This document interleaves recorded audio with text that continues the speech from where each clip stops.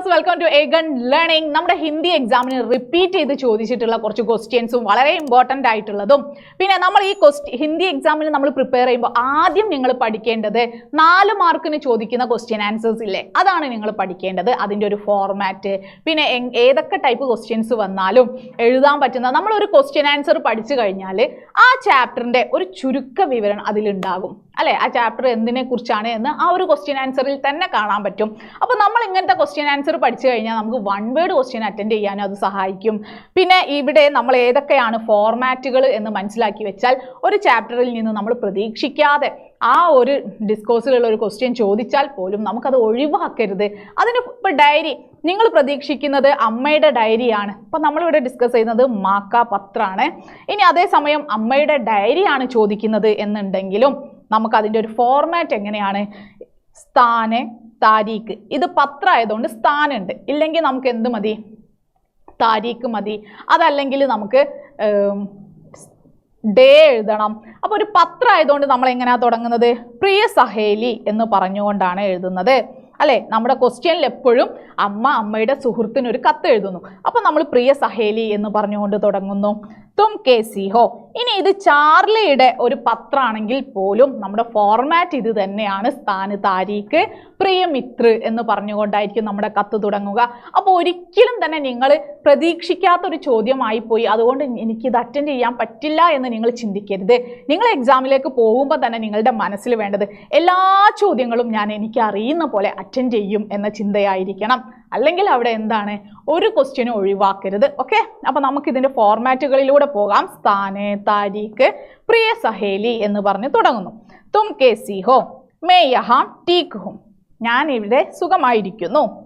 തുമേ ഏക് Khas Baat കഹനെ K ലിയേ may യഹ് പത്ര ലിഖ്തി ഹും. നിന്നോടൊരു പ്രധാന കാര്യം, ഖാസ് ബാത്ത് എന്ന് പറഞ്ഞാൽ എന്താണ്? ഒരു പ്രധാന കാര്യം പറയാനാണ് ഞാൻ ഈ കത്ത് എഴുതുന്നത്. കൽ മുജെ പ്രോഗ്രാം തി. ഇന്നലെ എനിക്ക് എന്തുണ്ടായിരുന്നു? പ്രോഗ്രാം ഉണ്ടായിരുന്നു. ഗാനാ ഗാനെ शुरू ही हुआ मेरी आवाज फटकर फुसफुसाहट में तब्दील हो गई. ഈ ഒരു സെന്റൻസ് ഇല്ലാതെ ഈ ഒരു ചാപ്റ്ററിലെ ഒരു ക്വസ്റ്റ്യനും നമുക്ക് ആൻസർ ചെയ്യാൻ പറ്റില്ല. അപ്പൊ അമ്മ പറയാണ് പ്രധാനപ്പെട്ട ഒരു കാര്യം പറയാനാണ് ഞാൻ ഈ കത്ത് എഴുതുന്നത്. എന്താണ് ആ പ്രധാനപ്പെട്ട കാര്യം? ഇന്നലെ എനിക്ക് പ്രോഗ്രാം ഉണ്ടായിരുന്നു. ഞാൻ ആ പ്രോഗ്രാമിൽ പാടിക്കൊണ്ടിരിക്കേ അല്ലെ, മേരി ആവാസ് ഫട്കർ ഫുസ്ഫുസാഹട്ട് മേ തബ്ദീൽ ഹോ ഗയി.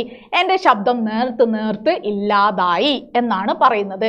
അപ്പോൾ ഇവിടെ നമുക്ക് 2 മാർക്കിന് അമ്മയുടെ ശബ്ദത്തിന് എന്തു പറ്റി അല്ലെ, അമ്മയ്ക്ക് എന്തുകൊണ്ട് സ്റ്റേജ് വിട്ടു പോകേണ്ടി വന്നു, ഇങ്ങനെയൊക്കെ ചോദിച്ചാൽ നിങ്ങൾ എഴുതേണ്ടത് ഈ ഒരു സെന്റൻസ് ആണ്.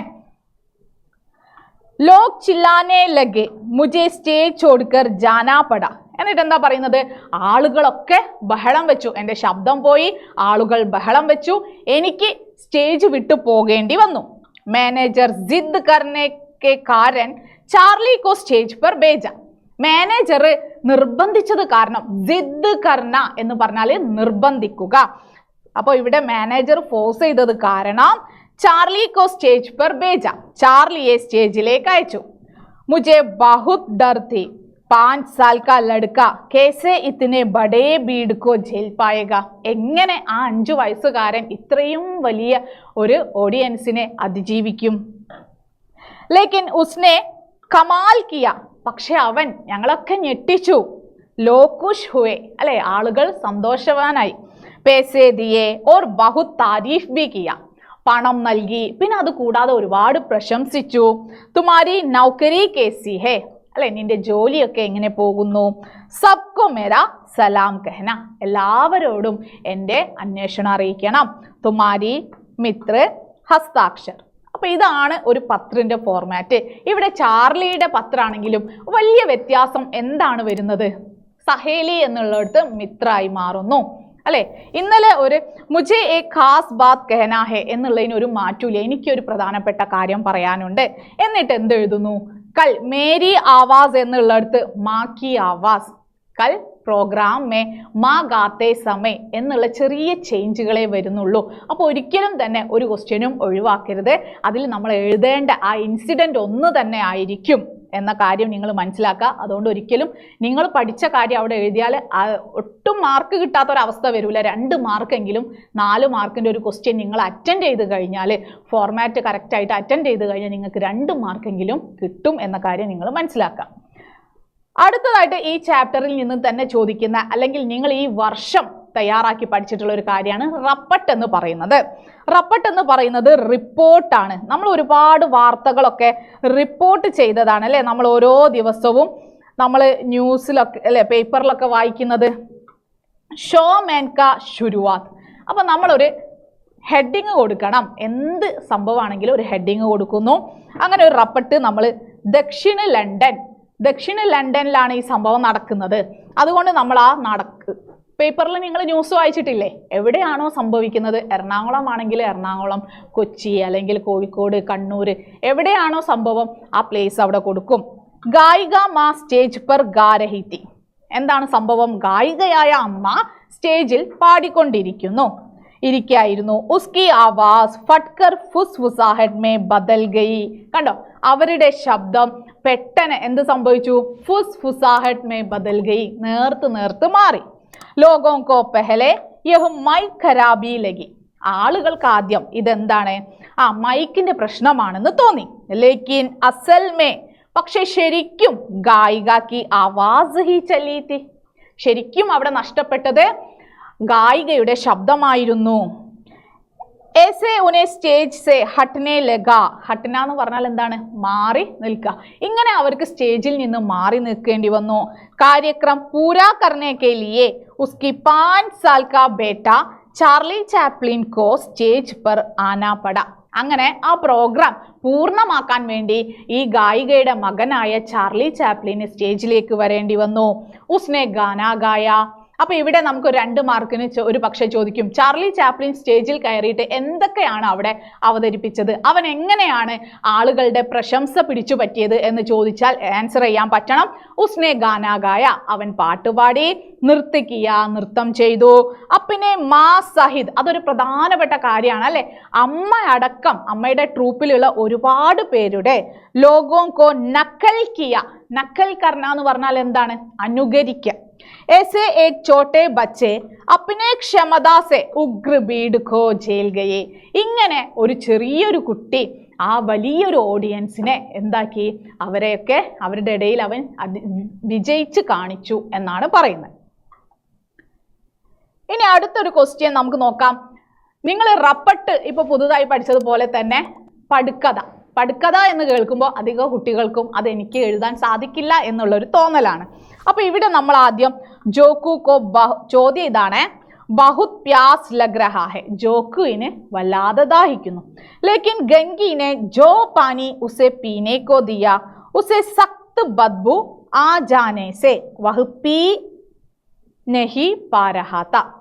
അവൻ അത് കുടിക്കാൻ സാധിക്കുന്നില്ല. എന്തുകൊണ്ടാണ്? സഖ്ത് ബദ്ബു എന്ന് പറഞ്ഞാൽ അതിൽ ദുർഗന്ധമുണ്ടായിരുന്നു. ഗലാത്തോ സൂക്കാ ജാ രഹാ ത. തൊണ്ടയാണെങ്കിലോ ഉണങ്ങിക്കൊണ്ടിരിക്കുന്നു. അതാണ് നമുക്ക് തന്നിരിക്കുന്ന കഹാനിയിലെ ഭാഗം. ഇനി അതിനെ നമ്മൾ എന്ത് ചെയ്യണം? ഒരു സ്ക്രിപ്റ്റാക്കി മാറ്റണം.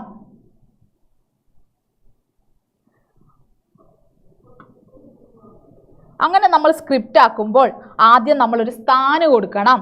ജോംപടി കെ അന്തർ, കുടിലിനകത്താണ് കേട്ടോ. ഇനി സമയം രാത്രി 7 ബജെ, രാത്രി 7 മണിക്കാണ്. പിന്നീട് നമ്മൾ കൊടുക്കുന്നത് പാത്രമാണ്. പാത്രം ആരൊക്കെയാണ്? ഇവിടെ പാത്രം എന്ന് പറയുന്നത് ഗംഗി, 40 വയസ്സുള്ള ഗംഗിയും സാഡി പെഹനി ഹെ. അപ്പൊ ഇവിടെ പറയണം എന്താണ്? ഔറത്ത് സാഡി പെഹനി ഹെ, സ്ത്രീയാണ്. ജോക്കു 50 साल का आदमी ധോത്തി പെഹന ഹെ. എന്താണ് ഇവിടെ? നമ്മുടെ ജോക്കുവിന്റെ വേഷം എന്ന് പറയുന്നത് ഒരു ധോത്തി മാത്രമാണ്. നമ്മുടെ ഗംഗി സാരിയാണ് ഉടുത്തത്. ഇനി സന്ദർഭ് എന്താണ്? പ്യാസ് സെ പരേഷാൻ ഹോക്കർ ജോക്കു ഗംഗി സെ പാനി പൂച്ച. അത് നമ്മുടെ ചോദ്യത്തിൽ തന്നെ ഉണ്ട് അല്ലെ. ദാഹിക്കുന്ന ജോക്കു ഗംഗിയോട് വെള്ളം വാങ്ങുന്നു. ഗംഗി പാനി ലാത്തെ സമയം, ഗംഗി വെള്ളം കൊണ്ടുവന്നപ്പോൾ പാനി മേ സഖ്ത് ബദ്ബു ഹെ. വെള്ളത്തിൽ എന്താ ഉള്ളത്? ദുർഗന്ധമാണുള്ളത്. ആ ഒരു സന്ദർഭത്തിൽ എന്തൊക്കെ അവർ തമ്മിലുള്ള ഒരു കോൺവെർസേഷൻ എന്തായിരിക്കും? അപ്പൊ നമ്മൾ തിരക്കഥക്ക് വേണ്ട സ്ഥാന്, സമയ, കഥാപാത്രമൊക്കെ കൊടുത്തു. ഇനി നമ്മൾ എന്തായിരിക്കും ആ സീനിലുള്ള ഒരു കോൺവെർസേഷൻ ആണ് ഇനി നമ്മൾ എഴുതേണ്ടത്. അപ്പൊ അതിനു മുൻപേ നമ്മൾ ഇവിടെ സീൻ 1 എന്ന് എഴുതുന്നു അല്ലെ. സീൻ 1, ജോക്കു ബഹുത് പ്യാസ് ലഗ് രഹാ ഹെ. ജോക്കു എന്താ പറയുന്നത്? ബഹുത് പ്യാസ് ലഗ് രഹാ ഹെ, വല്ലാതെ ദാഹിക്കുന്നു. തോടാ പാനി ലാവോ, കുറച്ച് വെള്ളം കൊണ്ടുവരൂ. ഗംഗി അബീ ലാത്തി ഹൂം, അല്ലെ ഇപ്പൊ കൊണ്ടുവരാം. ജോക്കു യേ കേസാ പാനി ഹെ, ഇതെന്ത് വെള്ളമാണ്? ഗംഗി ക്യാ ഹുവാ? ജോക്കു മാരേ ബാസെ പിയാ നഹി ജാത്ത, അല്ലെ ദുർഗന്ധം കാരണം കുടിക്കാൻ സാധിക്കുന്നില്ല. ഗംഗി കല്ലാത്തെ സമയ അച്ഛേത്തെ അബ് ക്യാ ഹുവാ, ഇന്നലെ കൊണ്ടുവരുമ്പോ നല്ലതായിരുന്നു, ഇപ്പോൾ എന്ത് പറ്റി? ക്യാ ഹുവാ, അല്ലെ എന്ത് പറ്റി? ജോക്കു പ്യാസ് സഹ് നഹി പാത്ത, അല്ലെ എനിക്ക് എന്തില്ല? ദാഹം സഹിക്കാൻ പറ്റുന്നില്ല. തോടാ പാനി നാക്ക് ബന്ദ് കർക്കെ പീലും, കുറച്ച് വെള്ളം ഞാൻ എന്ത് ചെയ്യാം? ആ മൂക്ക് പൊത്തിയിട്ടെങ്കിലും ഞാൻ ഒരല്പം വെള്ളം കുടിക്കട്ടെ. അപ്പൊ അത്രയും ദാഹം, കുറെ സമയമൊക്കെ വെള്ളത്തിൽ ദുർഗന്ധമാണല്ലോ, കുടിക്കണ്ട എന്ന് കരുതി.